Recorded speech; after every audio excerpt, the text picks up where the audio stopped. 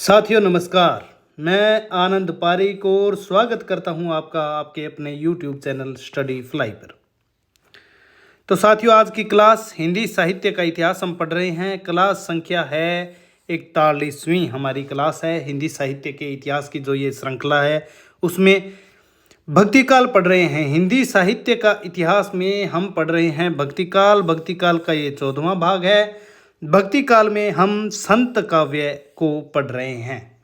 संत काव्य में हमने कबीर को पढ़ा, दादू दयाल को पढ़ा, रैदास को पढ़ा, सुंदरदास को पढ़ा, रजब, धर्मदास आदि कवियों को हम देख चुके हैं। आज जिन कवियों को हम पढ़ेंगे वो कवि हैं संत धन्ना। संत धन्ना, धन्ना जाट, संत पीपा और बिश्नोई संप्रदाय के प्रवर्तक संत जम्बनाथ। जम्बनाथ यानी कि इन्हें बोलते हैं जाम्बोजी भी कहते हैं, जाम्बोजी। तो धन्ना, पीपा, जम्बनाथ इन कवियों को आज हम देखेंगे। तो क्लास को आरंभ करने से पहले मेरी विनम्र अपील जो है सभी विद्यार्थियों से है कि इस क्लास को अगर आपको पसंद आए तो ज़्यादा से ज़्यादा लाइक कीजिए, इसे शेयर कीजिए, दूर तक पहुंचाइए। और अगर ये क्लास आपको पसंद आ रही है तो हमारे चैनल को जो है अवश्य सब्सक्राइब कीजिए, क्योंकि भविष्य में ये चैनल आपके बहुत काम आने वाला है। तो चलिए आरंभ करते हैं संत धन्ना। धन्ना जाट से। धन्ना जाट, जाट जाति से संबद्ध है धन्ना। संत धन्ना जन्म कब हुआ है? धन्ना का जन्म हुआ है 1415 ईस्वी में। धन्ना जाट जिनके चमत्कारिक जो किस्से हैं वो राजस्थान में बहुत ही प्रचलित हैं। जन्म हुआ 1415 ईस्वी में। और जन्म स्थान कौन सा है धन्ना का? दुवन गांव, टोंक जिला, राजस्थान। राजस्थान के जाट हैं संत धन्ना। दुवन गांव, टोंक जिला, राजस्थान में धन्ना का जन्म हुआ। गुरु कौन है? गुरु रामानंद के शिष्य हैं। रामानंद जिनकी शिष्य परंपरा में 12 शिष्यों के नाम गिने जाते हैं, जिसमें से हम निर्गुण में पढ़ रहे हैं। कबीर को हमने पढ़ा, रामानंद के शिष्य थे। रैदास को हमने पढ़ा, रामानंद के शिष्य थे। धन्ना, पीपा, सदना ये सभी जो है रामानंद के शिष्य हैं। रामानंद की शिष्य परंपरा में निर्गुण भक्त कवि भी हैं और सगुण भक्त कवि भी हैं। तुलसी भी रामानंद की शिष्य परंपरा में आते हैं। नरहरियानंद के शिष्य हैं जो कि सगुण परंपरा के अंतर्गत हैं। और कबीर जो है निर्गुण परंपरा के, संत काव्य परंपरा के प्रतिनिधि कवि भी माने जाते हैं। तो धन्ना जाट जाति से संबद्ध है। जन्म 1415 ईस्वी। जन्म स्थान दुवन गांव, टोंक जिला, राजस्थान। गुरु इनके हैं रामानंद। रामानंद के शिष्य हैं। प्रियादास कृत भक्तमाल की टीका। भक्तमाल की टीका लिखी है प्रियादास ने और भक्तमाल लिखा है नाभादास ने। स्टिक भक्तमाल के नाम से प्रियादास ने भक्तमाल की टीका लिखी। और उनके अनुसार वो धन्ना के बारे में कहते हैं कि धन्ना पहले मूर्ति पूजक थे। बाद में रामानंद जी का प्रभाव ऐसा हुआ कि निर्गुण उपासक हो गए, निराकार के उपासक हो गए। और अन्य संतों की तरह, जिस तरह से अन्य संत कवि हमने पहले पढ़े थे उन्हीं की तरह ये भी गृहस्थ थे। गृहस्थ थे सभी संत, हमने अभी तक जितने पढ़े हैं सभी गृहस्थ थे और आजीविका के लिए कोई न कोई कार्य, जैसे कबीर जुलाहा थे। तो धन्ना भी उसी तरह आजीविका के लिए कृषि कार्य करते हैं। तो चलिए देखते हैं आगे। धन्ना भी अन्य संत कवियों की तरह गृहस्थ थे। गृहस्थ जीवन व्यतीत करते हुए व कृषि कार्य करते हुए इन्होंने ईश्वर भक्ति करने, साधु संतों की सेवा करने, ईश्वर गुरु और साधु को एक मानकर उनकी सेवा करना ही जीवन का लक्ष्य बना लिया। धन्ना ने कृषि कार्य करते थे, गृहस्थ थे, घर पर ही ईश्वर भक्ति करने, साधु संतों की जो आते जाते थे सेवा करने, ईश्वर को, गुरु को और साधु को एक मानकर उनकी सेवा करते थे। और यही उनके जीवन का लक्ष्य उन्होंने अपने जीवन का बना लिया। देखिए उस बारे में वो कहते भी हैं, रामानंद की दीक्षा पाई, घर ही भगत करो लिवलाई। घर पर ही जो है लिव लाकर जो है भक्त बन गए हैं। हरि गुरु साथ एक कर पूजो, कबू भाव धरो मत दूजो। हरि को और गुरु को एक साथ करके उनकी पूजा करो, ध्यान धरो, कबू भाव धरो मत दूजो, दूसरा कोई जो है भाव अपने दिल में आने न दें, ऐसा वो धन्ना जो है कहते हैं।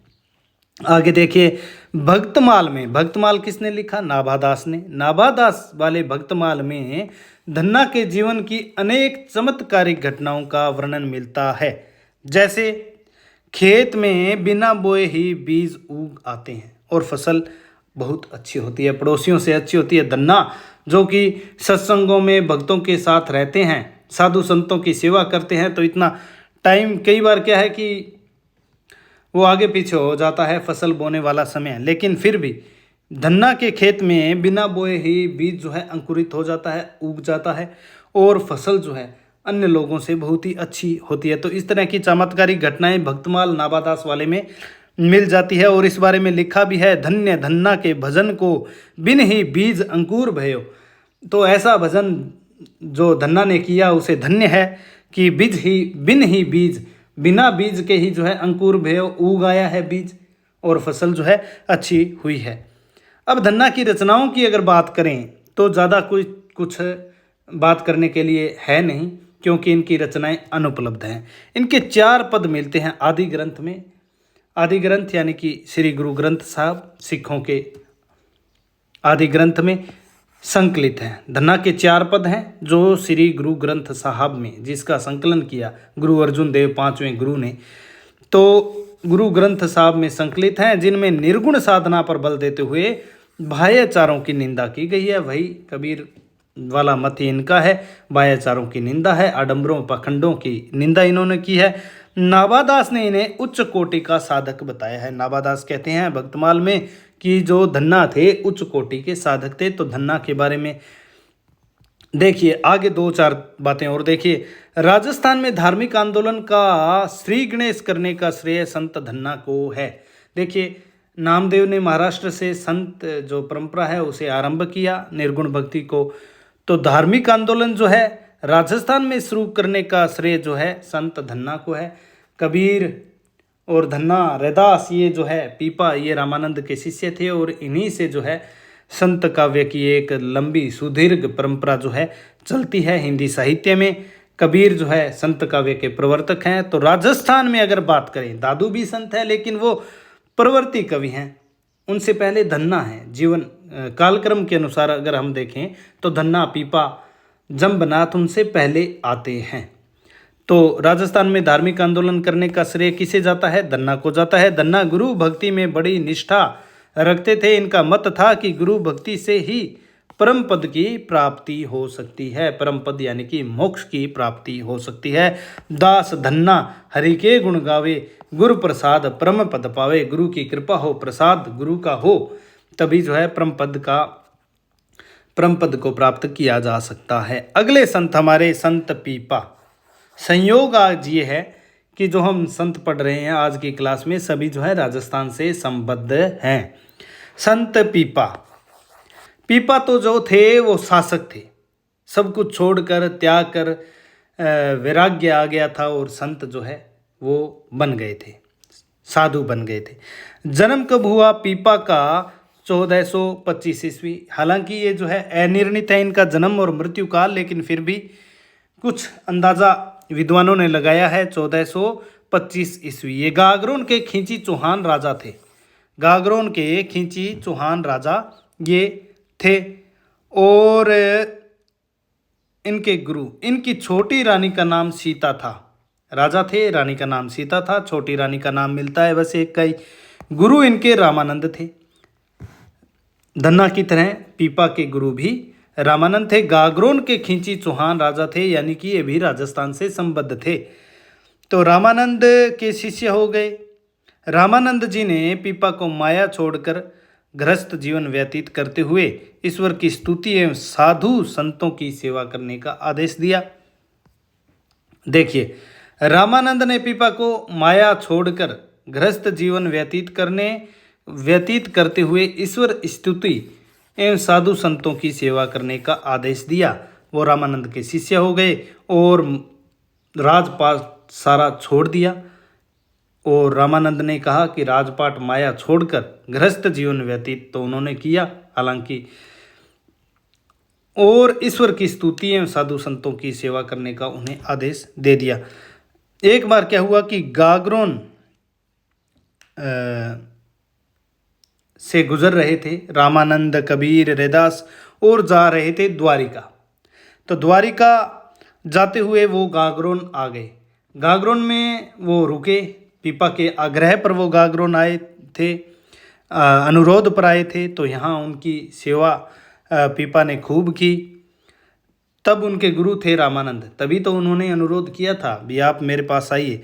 और फिर पीपा भी उनके साथ हो लिए, द्वारका चले गए, अपनी छोटी रानी को भी साथ ले गए थे, सीता को भी। फिर वहाँ से लौट कर पीपा जो है वो एक गुफा में, जो गुफा थी आहू और काली सिंध नदियों के संगम में एक गुफा थी, वहाँ रहकर जो है साधना करने लगे। पीपा गागरोन में आहू और काली सिंध नदियों के संगम पर एक गुफा में रहने लगे और वहीं पर जो है वो साधु संतों की सेवा करने लगे, अपनी साधना करने लगे। राजपाट जो है, शासन उन्होंने पहले ही त्याग चुके थे वो। तो यहीं काली सिंध नदी के तट पर इनकी जो है एक छतरी बनाई गई है। अब राजस्थान के जो विद्यार्थी हैं उन्हें पता ही होगा कि आहू और काली सिंध नदियों के संगम पर एक प्रसिद्ध जो है किला भी राजस्थान में है, दुर्ग है, गढ़ है। तो कृपया उसका नाम अगर आपको पता है तो कमेंट बॉक्स में अवश्य बताइए। तो इसी काली सिंध नदी के तट पर इनकी छतरी बनी हुई है। किनकी छतरी? पीपा की। इनकी रचनाएं भी अनुपलब्ध हैं, कोई रचना इनकी नहीं मिलती है। प्रियादास भक्तमाल के टीकाकार ने पीपा जी की कथा शीर्षक एक काव्य लिखा है। पीपा जी की कथा शीर्षक एक काव्य लिखा है। किसने? प्रियादास ने, जो भक्तमाल के टीकाकार हैं। कन्नीगम के अनुसार पीपा जी जेतपाल की चतुर्थ पीढ़ी के वंशज थे। जेतपाल, सावंत सिंह, राव केरवा, पीपा, इन्होंने कन्नीगम ने इस तरह से इनकी जो है पीढ़ी का ब्यौरा दिया है। आगे देखिए, पीपा ने परंपरागत भेदभावों और ऊंच नीच का विरोध करते हुए प्राणी मात्र की समानता का समर्थन किया। समता के समर्थक हैं। इनका कहना था कि ईश्वर की दृष्टि में सब प्राणी समान हैं। वहाँ नारी, पुरुष, दाता, भिखारी, राजा, रंक, छोटे बड़े का कोई भी भेद नहीं है। यानी कि ईश्वर की दृष्टि में नारी, पुरुष, दाता, भिखारी, राजा, रंक, इन जो है किसी का कोई भेद नहीं है, सभी समान हैं।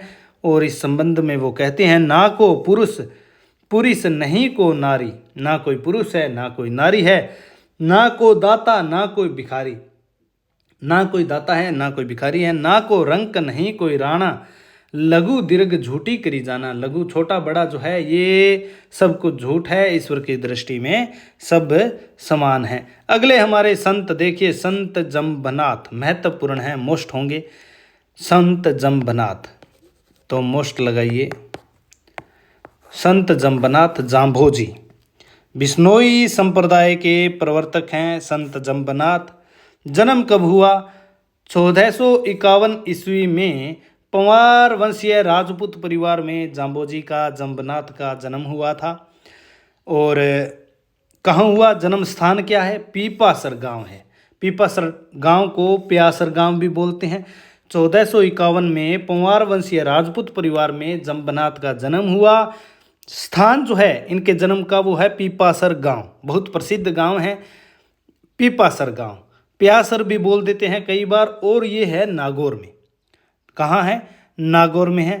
पहले जो जोधपुर राज्य का नागौर प्रदेश था वहाँ पर पीपासर गांव, और वहीं पर इनका जन्म हुआ पंवार वंशीय राजपूत परिवार में। माता पिता कौन है? हंसा देवी, हांसा देवी भी मिलता है नाम कई जगह, लोहट जी। हंसा देवी और लोहट जी जो हैं जम्बनाथ के माता पिता हैं। और गुरु कौन है इनके? गुरु बिश्नोई धर्म विवेक एक ग्रंथ है, बिश्नोई संप्रदाय से संबंधित। बिश्नोई धर्म विवेक के अनुसार इन्होंने गुरु गोरखनाथ से दीक्षा ग्रहण की थी, दीक्षा ली थी। दीक्षा गुरु इनके गुरु गोरखनाथ माने जाते हैं। अन्य कोई जो है इनका प्रमाणिक जानकारी और कहीं नहीं मिलती है। तो गुरु बिश्नोई धर्म विवेक के अनुसार इन्होंने गुरु गोरखनाथ से दीक्षा ग्रहण की थी। मृत्यु काल देखिए, निधन कब हुआ? मृत्यु काल है 1523 ईस्वी। मृत्युकाल 1523 ईस्वी और स्थान बताया जाता है बिश्नोई संप्रदाय के अनुयायी जो इनकी मृत्यु की घटना है वो मानते हैं लालासर सांथरी।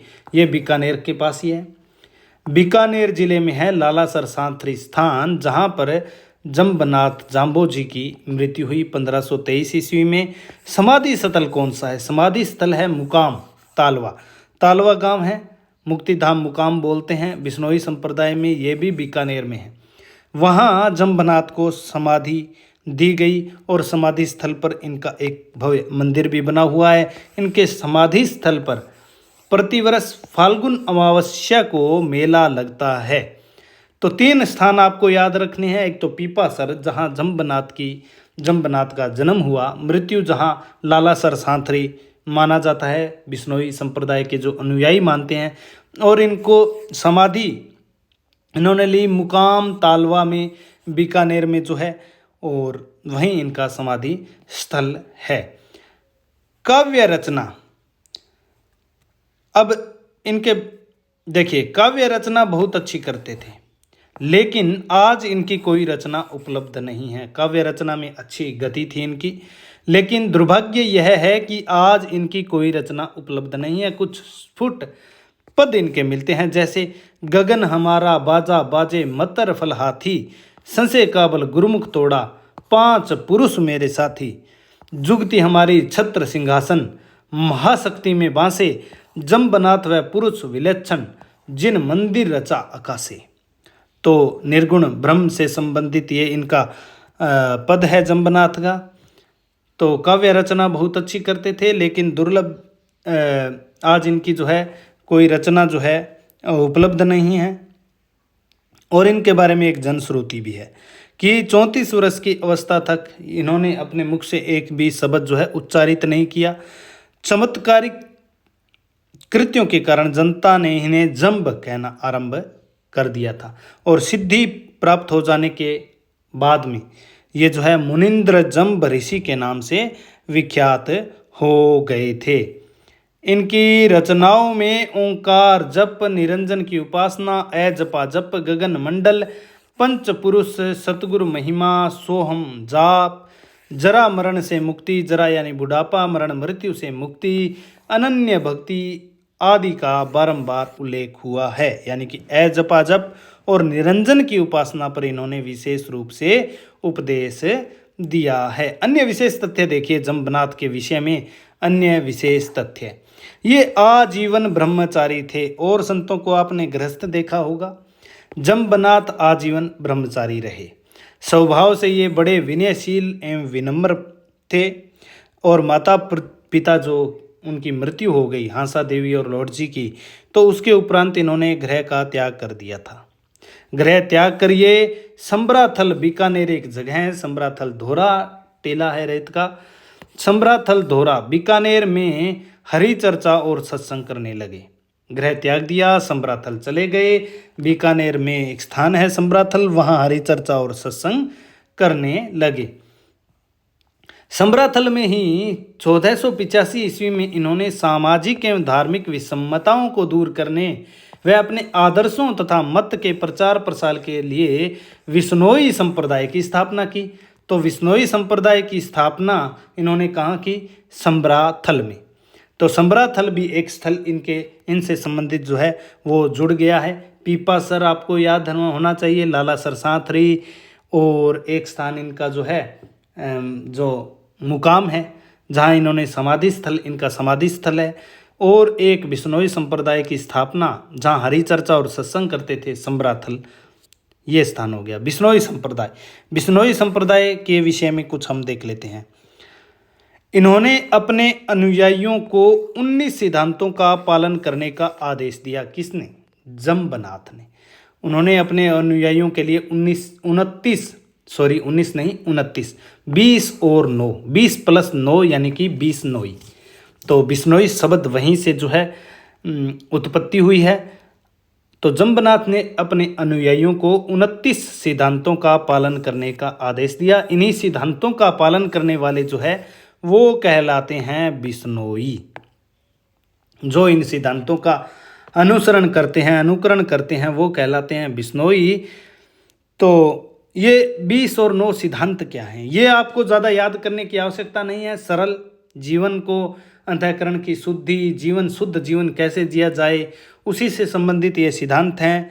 जैसे कि प्रातःकाल जल्दी जगना चाहिए, स्नान करना चाहिए, प्रतिदिन सुबह हवन करना चाहिए, सुबह शाम दोनों समय ईश्वर का ध्यान करना चाहिए, जीवन में शील और शालीनता का पालन करना चाहिए, समभाव होना चाहिए, सहनशीलता रखनी चाहिए मनुष्य को, दीन दुखियों के प्रति हमारा भाव जो है दया का होना चाहिए, चोरी नहीं करनी चाहिए, सत्य और मीठी वाणी, ऐसी वाणी बोलिए मन का आपा खोए।